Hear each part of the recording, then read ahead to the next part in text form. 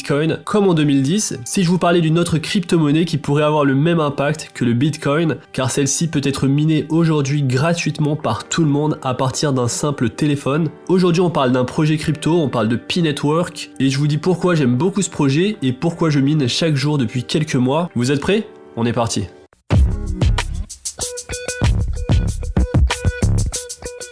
Aïe boy! Salut à tous et bienvenue dans une nouvelle vidéo où je vous parle du projet Pi Network, ce projet encore en développement qui a attiré plus de 15 millions de mineurs actifs et qui augmente très rapidement son nombre d'utilisateurs. Dans cette vidéo, je vous parle du projet, on regarde ensemble le white paper du Pi Network et on essaye de comprendre la vision des fondateurs, le modèle économique, pourquoi ce n'est pas une arnaque comme certains le pensent et pourquoi ce projet sort du lot par rapport à d'autres projets. On va comparer le Pi Network au Bitcoin et je vous donne aussi également mon avis rapide sur ce que pourrait devenir Pi Network et pourquoi je pense qu'on pourrait gagner pas mal d'argent même si ce projet n'a pas grand chose finalement à voir avec le Bitcoin. Alors que le monde devient de plus en plus numérique, la crypto-monnaie est une prochaine étape naturelle dans l'évolution de notre monnaie courante. Fondée par 3 étudiants de Stanford, Pi est la première monnaie numérique pour les gens ordinaires, ce qui représente une avancée majeure dans l'adoption de la crypto-monnaie dans le monde entier. Et donc ici c'est vraiment la distinction que veut apporter Pi Network par rapport aux autres crypto-monnaies. C'est une crypto-monnaie qui se veut démocratique et révolutionnaire dans sa facilité à être minée par des gens ordinaires. La mission de Pi Network, c'est de construire une plateforme de crypto-monnaie et de contrats intelligents, de smart contracts sécurisés et exploités par des gens ordinaires. Leur vision, c'est de construire un marché, un marketplace alimenté par la monnaie Pi, un marché qui pourrait être utilisé par énormément de gens juste finalement via un simple téléphone.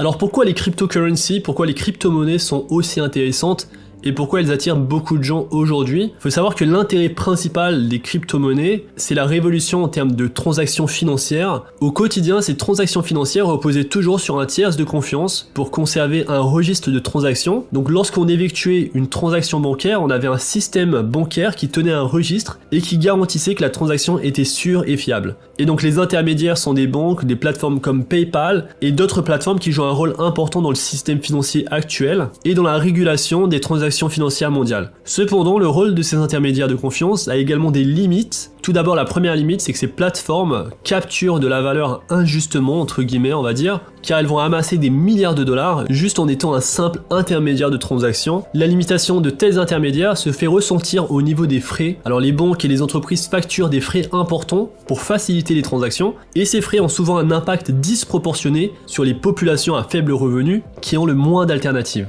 Une autre limitation importante, c'est la censure. Si un intermédiaire de confiance décide que vous ne devriez pas être en mesure de transférer votre argent, il peut imposer des restrictions sur le mouvement de votre argent. L'intermédiaire de confiance sert également de gardien et peut arbitrairement empêcher quiconque de faire partie de votre réseau. Et donc si vous souhaitez transférer un certain montant d'argent à une autre personne qui possède un autre intermédiaire bancaire, il est possible que vous ne puissiez pas faire cette transaction car ces 2 intermédiaires bancaires ne font pas partie du même réseau.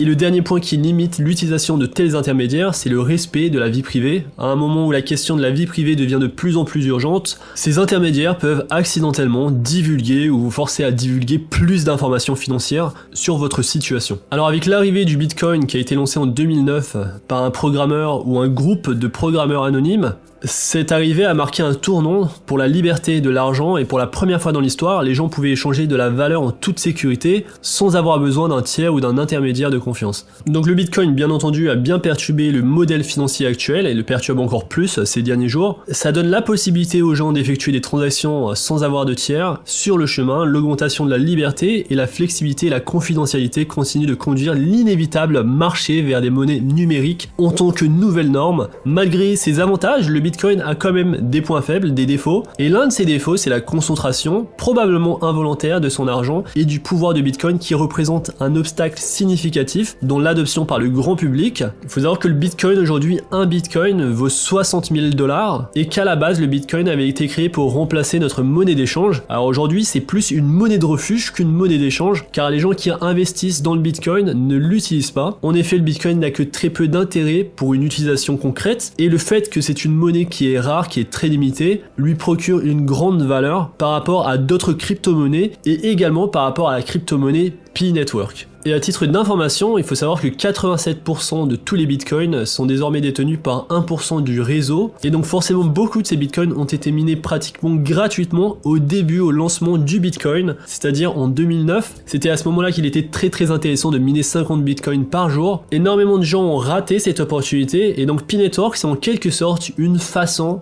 de se rattraper sur ce qu'on a raté. Enfin, c'est ce que certains se disent pour se rassurer. P-Network, c'est une des seules crypto-monnaies qui active l'exploitation minière sur les téléphones mobiles. Donc ça permet vraiment à tout un chacun de participer au minage des P-Coins, ce qui n'était pas forcément le cas pour les Bitcoins, car il fallait quand même un certain matériel, un certain équipement informatique pour miner des Bitcoins. Alors sur P-Network, sur l'application, on a simplement à appuyer sur un bouton pour miner des P-Coins. Il faut savoir que pour miner des Bitcoins, ils utilisent des machines de plus en plus puissantes pour valider des transactions.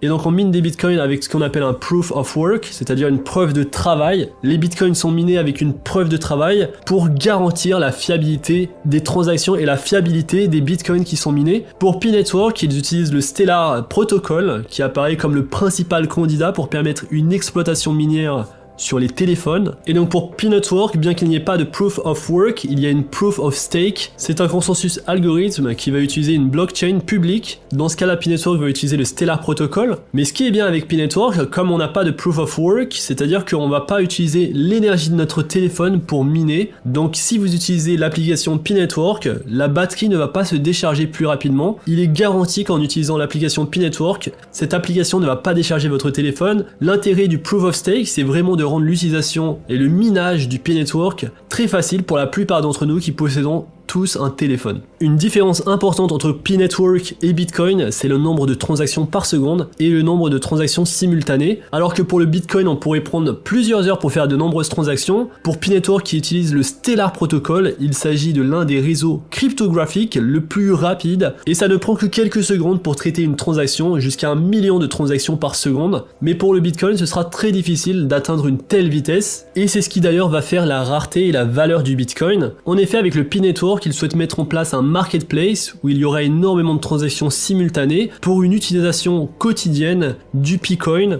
Pour le Bitcoin, il n'y a pas vraiment de marketplace et les transactions sont très limitées en termes de vitesse par rapport à d'autres crypto-monnaies comme le Polkadot, l'Ethereum, le Cardano. Et donc le point faible du Bitcoin, c'est la vitesse de transaction et donc le manque d'utilité. Associé à cela un nombre fixe assez faible de Bitcoin en circulation et on obtient une valeur très élevée du Bitcoin. Ce ne sera pas le même cas pour P-Network car ici l'idée c'est vraiment de rendre l'utilisation du P-Network comme une utilisation d'une monnaie courante dans un marketplace et donc associé à cela il faut une plateforme qui puisse accueillir un nombre important de transactions. Alors lorsque vous téléchargez l'application P-Network qui est disponible sur le Apple Store ou sur Android, en tant qu'utilisateur P-Network vous devrez d'abord utiliser un lien d'invitation, donc c'est obligatoire et ça fait partie du modèle économique du P-Network. Donc ce lien d'invitation vous pouvez prendre celui que vous voulez. Je vous invite à utiliser le mien si vous souhaitez, mais vous pouvez également utiliser celui que vous trouverez dans les commentaires de cette vidéo. Donc mon lien d'invitation c'est très simple, c'est Digital Voyageur. Lorsque vous avez installé et ajouté ce lien d'invitation, vous aurez accès à 4 rôles, donc les utilisateurs Pi peuvent jouer 4 rôles en tant que mineur Pi. Le premier rôle c'est le rôle de pionnier, donc un utilisateur de l'application mobile Pi qui confirme simplement qu'il n'est pas un robot au quotidien, donc c'est simplement appuyer sur un bouton. Cet utilisateur valide sa présence à chaque fois qu'il se connecte à l'application. Le deuxième rôle c'est le rôle de contributeur, donc un utilisateur de l'application mobile qui contribue en fournissant une liste de pionniers qu'il connaît et en qui il a confiance. Dans l'ensemble, les contributeurs Pi créeront un graphique de confiance global. Le troisième, c'est l'ambassadeur, un utilisateur de l'application Pi qui introduit d'autres utilisateurs dans le Pi Network. Donc aujourd'hui, je suis pionnier, contributeur et ambassadeur. Donc on peut être les 4 rôles à la fois. Le quatrième, c'est le rôle de nœud, et donc c'est un utilisateur Pi qui va contribuer en utilisant l'application et en exécutant également le logiciel du nœud Pi sur son ordinateur de bureau ou sur son ordinateur portable. Ici c'est un truc un peu plus technique que je n'ai pas fait, vous pouvez le faire si vous le souhaitez et vous aurez plus de récompenses bien entendu. Alors le modèle économique du P-Network c'est d'équilibrer la rareté et l'accès à la plateforme. Donc il faut savoir que le modèle économique du Bitcoin est simple, il n'y aura jamais que 21 millions de Bitcoin existants, ce numéro est défini dans le code, avec environ 7,5 milliards de personnes dans le monde entier, il n'y a pas assez de Bitcoin pour tout le monde,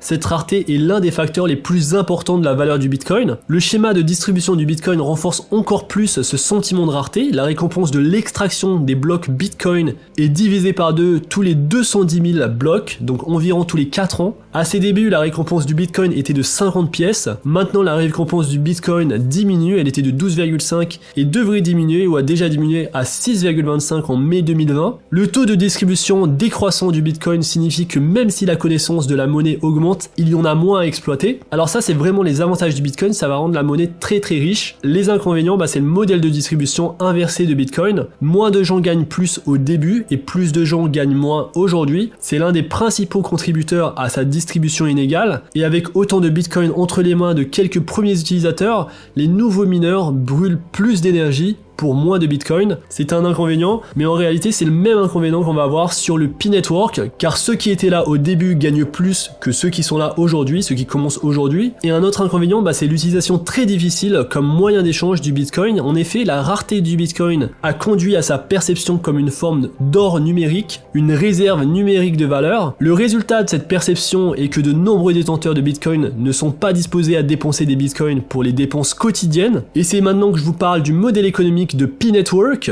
Pi qui d'autre part cherche à trouver un équilibre entre la création d'un sentiment de rareté tout en veillant à ce qu'une grande qualité ne s'accumule pas.